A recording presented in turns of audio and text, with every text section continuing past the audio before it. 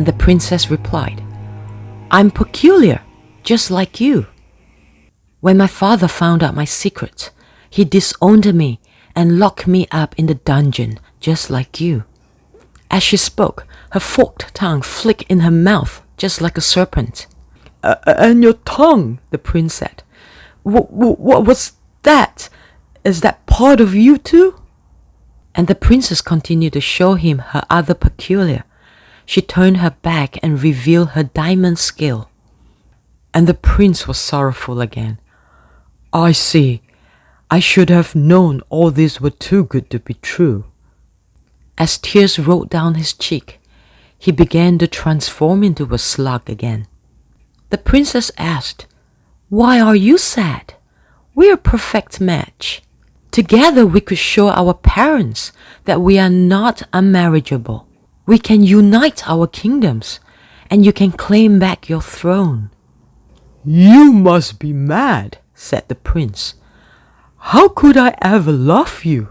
You're a monster. You're a disgusting freak."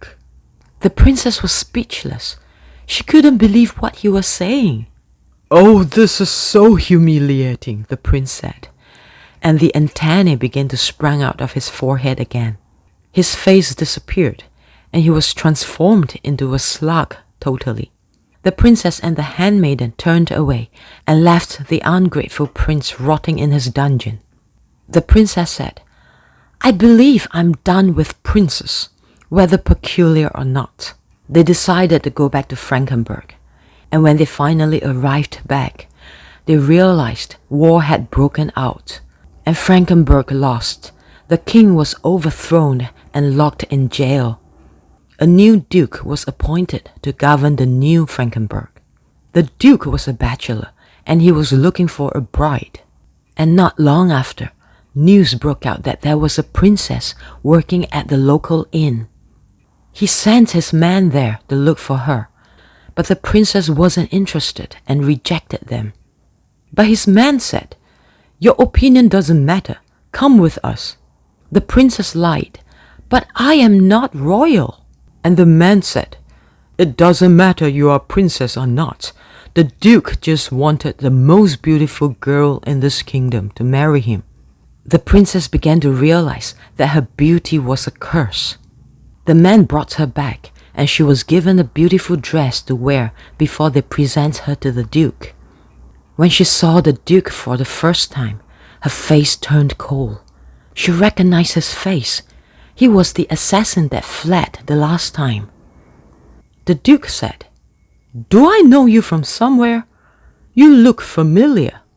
The princess was tired of lying and hiding, so she told the truth. "You once tried to kill me and my father. I was the princess of Frankenbourg." And the duke said, "I thought you were dead." "No," she replied. "My father lied." "Then I'm not the only one who tried to kill you," the duke said and smiled. The princess said, "I suppose not." "I like your honesty," the duke said, "as well as your fortitude. I admire people like you. But I cannot make you my wife, because I'm afraid you might kill me in my sleep. But if you will accept, I would like to appoint you as my advisor."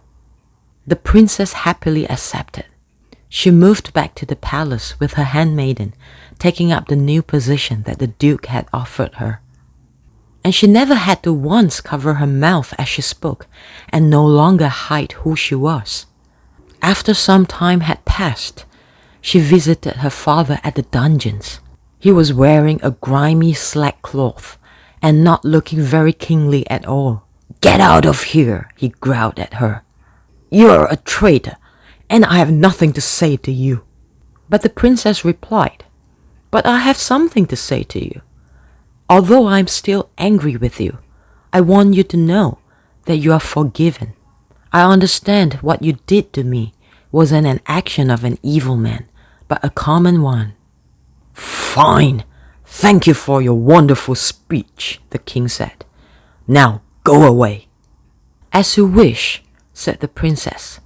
She started to go, then stopped at the doorway and said, "By the way, They are planning to hang you in the morning." Hearing the news, the king curled up into a ball and began to snivel and cry. It was such a pathetic sight that the princess was moved into pity. Despite what he had done to her, she felt her bitterness towards him melt away. She used her venom to melt the lock from his cell door and let him out of jail. She even disguised him as a beggar and led him to the escape route that she had once taken. The king did not thank her, nor even look back at her. And then he was gone, and the princess was gripped by a sudden wild happiness, for her act of kindness had freed them both.